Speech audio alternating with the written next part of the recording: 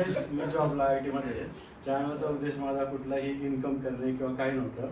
आता हे जे गावाला जे बक्षीस म्हणजे त्यानंतर मला डोक्यात आलं गावातलं काहीतरी जे काय कार्य आहे ते बाहेरच्या लोकांपर्यंत पण पोहोचलं पाहिजे म्हणून आपलं छोटंसं काम चालू केलं आणि माझ्या प्रत्येक ह्याच्यामध्ये माझ्या गावातलंच बरेच संस्कृती वगैरे असं. थोडं आता तुम्ही वाढवा आता गाव तर आहे मोठं, थोडं जरा आता सगळा जिराईत भाग घ्या म्हणजे अजून लोक जोडले जातील, व्ह्युअर्स तुमचे वाढतील, कामाचा स्कोप पण वाढेल, पण चॅनल पण वाढत जाईल.